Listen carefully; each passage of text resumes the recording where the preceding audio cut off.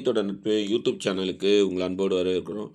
ஆன்மீகத்தோட நட்பு யூடியூப் சேனலின் புதிய உதயமாக உருவாகியுள்ள மீனா வைஷ்ணவி தேவி டூர்ஸின் 4வது ஆன்மீக யாத்திரை வருகின்ற 1/3/2026 ஞாயிற்றுக்கிழமை பிரதோஷ தினத்தில் பஞ்ச வைத்தியநாதர் ஆலயங்களை தரிசனம் செய்ய இருக்கின்றோம்.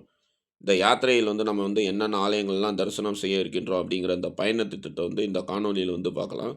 வருகின்ற 1/3/2026 ஞாயிற்றுக்கிழமை பிரதோஷம் வரக்கூடிய நாளில் திருச்சி ரயில் நிலையத்திலிருந்து காலை 6 மணிக்கு நமது ஆன்மீக யாத்திரை தொடங்கும். திருச்சியிலிருந்து புறப்பட்டு நேராக தஞ்சாவூர் புதிய பேருந்து நிலையம் சென்று அங்கே நம்ம காலை உணவை எடுத்துக்கொண்ட பிறகு தஞ்சாவூர் கீழவாசல் பகுதியில் இருக்கக்கூடிய வைத்தியநாதர் ஆலயத்துக்கு சென்று அங்கே அருள் பாலிக்கக்கூடிய வைத்தியநாதரை தரிசனம் பண்ணுறோம்.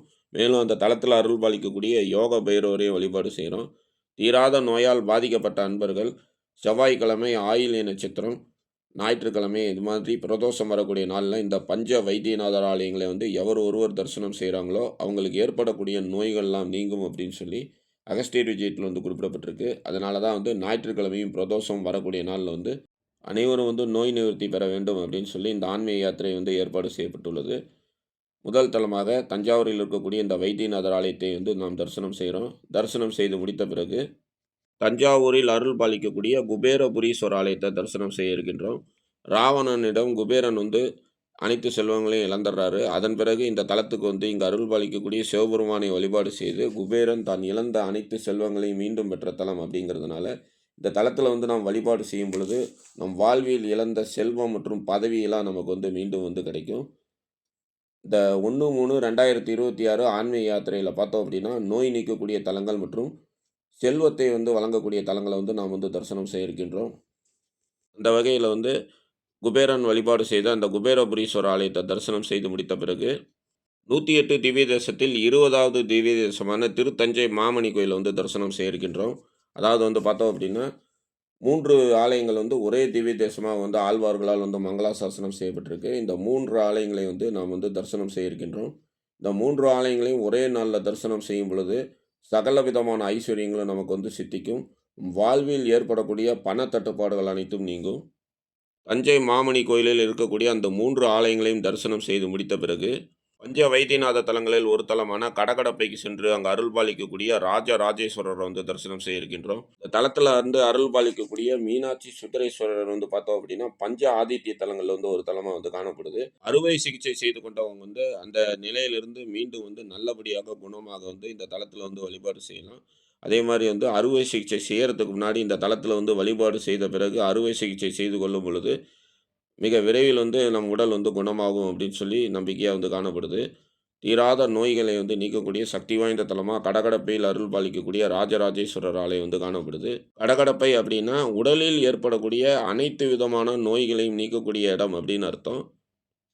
கடகடப்பை ராஜராஜேஸ்வரர் ஆலயத்தை தரிசனம் செய்து முடித்த பிறகு பஞ்ச வைத்தியநாத தலங்களில் ஒரு தலமான சுரக்காயூர் சென்று அங்கே அருள் பாலிக்கக்கூடிய புஜபதீஸ்வரர் தரிசனம் பண்ணுறோம். ராமபிரான் இந்த தலத்துக்கு இங்கே அருள் பாலிக்கக்கூடிய சிவபெருமானை வழிபாடு செய்து தனது புஜபலத்தை பெருக்கி கொண்ட தலம் அப்படிங்கிறதுனால இந்த தலத்தில் நாம் வழிபாடு செய்யும் பொழுது நமது கை கால்களுக்கு ஒரு புதிய சக்தி கிடைக்கும். மேலும் இந்த தலத்தில் அருள் பாலிக்கக்கூடிய சக்தி வாய்ந்த தெய்வமான ஆயுர்தேவி அன்னியை நாம் தரிசனம் செய்கின்றோம். இந்த அன்னியை நாம் தரிசனம் செய்யும் பொழுது நவகிரக தோஷங்கள் எது இருந்தாலும் நம்மை விட்டு நீங்கும். அன்னையோட கரங்களில் பார்த்தோம் அப்படின்னா சித்தர்கள் காணப்படுறது ஒரு தனி சிறப்பு. இந்த தலத்துக்கு சென்று இங்கே அருள் பாலிக்கக்கூடிய புஜபதீஸ்வரரை தரிசனம் செய்து முடித்த பிறகு ஆயுர்தேவி அன்னியோட சிறப்புகள்லாம் நாம் அறிந்து அதன் பிறகு இந்த தலத்தில் இருக்கக்கூடிய ஆயுர்தேவி அன்னியை நாம் தரிசனம் செய்கின்றோம். சுரக்காயூர் புஜபதீஸ்வர ஆலயத்தை தரிசனம் செய்து முடித்த பிறகு சூளமங்கை சென்று அங்கே அருள் பாலிக்கக்கூடிய கீர்த்தி வாகேஸ்வரர் தரிசனம் செய்கின்றோம். இந்த தலம் சப்தமங்கை தலங்களில் ஒரு தலமாக காணப்படுது. அஷ்டரதேவர் வழிபாடு செய்து தீர்த்தவாரி வைபவத்தில் முதன்மையான இடத்தை பெற்ற தலமாக இந்த ஆலயம் காணப்படுது. சூளமங்கை தலத்தை தரிசனம் செய்த பிறகு நமது மதிய உணவை எடுத்துக்கொண்ட பிறகு வீரசிங்கம்பேட்டை சென்று அங்கே அருள் பாலிக்கக்கூடிய ஆதி வைத்தியநாதரை தரிசனம் செய்கின்றோம். இந்த தலம் பார்த்தோம் அப்படின்னா பஞ்ச வைத்தியநாத தலங்களில் ஒரு தலமாக காணப்படுது.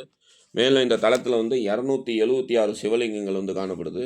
பிரதோஷம் வரக்கூடிய நாளில் இந்த தலத்துக்கு இங்கே அருள் பாலிக்கக்கூடிய ஆதி வைத்தியநாதரையும் இந்த தலத்தில் அருள் பாலிக்கக்கூடிய 276 சிவலிங்கங்களையும் வழிபாடு செய்யும் பொழுது தேவார பாடல் பெற்ற 276 சிவாலயங்களுக்கும் சென்று பிரதோஷ பூஜை செய்தால் என்ன பலனோ அந்த பலன் நமக்கு சித்திக்கும். வீரசிங்கம்பேட்டையில் அருள் பாலிக்கக்கூடிய ஆதி வைத்தியநாதரை நாம் தரிசனம் செய்து முடித்த பிறகு தொட்டிமாட்டூர் சென்று அங்கு அருள் பாலிக்கக்கூடிய ஔஷத மருந்தீஸ்வரரை வந்து தரிசனம் பண்ண இருக்கின்றோம். பஞ்ச வைத்தியநாத தலங்கள்ல ஒரு தலமா இந்த ஆலயம் வந்து காணப்படுது. மேலும் இந்த தலத்தில வந்து பார்த்தோம் அப்படின்னா, இங்க அருள் பாலிக்கக்கூடிய நந்தி பகவான் வந்து நெற்றிக்கண்ணோடு காணப்படுறது ஒரு தனி சிறப்பு. சிவபெருமானுக்கு வந்து நெற்றிக்கண் இருந்து நம்ம வந்து பார்த்துருப்போம். ஆனா, இந்த தலத்தில வந்து நந்தி பகவான் வந்து நெற்றிக்கண்ணோடு அருள் பாலிக்கிறாரு. மேலும் பிரதோஷம் வரக்கூடிய காலத்தில வந்து தன்வந்திரி பகவான் தனது கையில் இருக்கக்கூடிய அமிர்த கலசத்தோடு மூலிகைகளை வந்து கலந்து இந்த தலத்துக்கு வந்து இங்கு அருள் பாலிக்கக்கூடிய நந்தி பகவானுக்கு வந்து சூட்சும வடிவத்தில வந்து தனது மூலிகை திரவியங்களால் வந்து அபிஷேகம் செய்றதா வந்து சொல்லப்படுது. அவ்வாறு வந்து தன்வந்திரி பகவான் அபிஷேகம் செய்யக்கூடிய அந்த பிரதோஷ வேளையில எவர் ஒருவர் இந்த தலத்துக்கு வந்து இங்கு அருள் பாலிக்கக்கூடிய நெற்றிக்கண்ணோடு இருக்கக்கூடிய அந்த நந்தி பகவானை தரிசனம் செய்றாங்களோ, அவங்களுக்கு வந்து தீராத நோய்கள் அனைத்தும் நீங்கும் அப்படின்னு சொல்லி சிவகுருமங்கள கந்தர்வ இடியாப்ப ஈச சித்தரோட சிஷ்யரான குருமங்கள கந்தர்வ வெங்கட்ராம சாமிகள் அவர்கள் அருளிய ஸ்ரீ அகஸ்தியர் விஜயத்தில வந்து குறிப்பிடப்பட்டிருக்கு. அதனால தான் 1/3/2026 ஞாயிற்றுக்கிழமை பிரதோஷம் வரக்கூடிய நாள் அப்படிங்கிறதுனால, இந்த தலத்தில வந்து நாம் வந்து பிரதோஷ பூஜைய வந்து தரிசனம் செய்து, நந்தி பகவானுக்கு நடைபெறக்கூடிய அந்த அபிஷேகத்தை எல்லாம் தரிசனம் செய்து முடித்த பிறகு, மாலை சரியாக ஒரு 6:30 மணி வாக்குல இந்த தலத்திலிருந்து நமது பயணத்தை வந்து தொடர்ந்து, இரவு 9 மணி வாக்குல திருச்சி பஞ்சப்பூர் பேருந்து நிலையம் மற்றும் திருச்சி ரயில் நிலையத்தில வந்து இந்த ஆன்மீக யாத்திரையில் கலந்து கொள்ளக்கூடிய பக்தர்கள வந்து நாம் வந்து இறக்கி விட இருக்கின்றோம். இந்த ஒரு நாள் ஆன்மீக யாத்திரையில் கலந்து கொள்ளணும் அப்படின்னு சொல்லி நினைக்கக்கூடிய அன்பர்கள் 9655896987 அப்படிங்கிற அந்த ஜிபே எண்ல இந்த யாத்திரைக்கான கட்டணம் ரூபாய் 2000 செலுத்தி தங்களுக்கான இருக்கைகளை வந்து முன்பதிவு செய்து கொள்ளலாம். இந்த வீடியோ பிடிச்சிருந்தது அப்படின்னா, உங்க ஃப்ரெண்ட்ஸ் எல்லாருக்கும் ஷேர் பண்ணுங்க. மறக்காம நம்ம சேனல வந்து சப்ஸ்கிரைப் பண்ணிக்கங்க. எதுவும் என்னுடையதல்ல, அனைத்தும் உன்னுடையதே. அருளாளா அருணாச்சலா. நன்றி. ஓம்.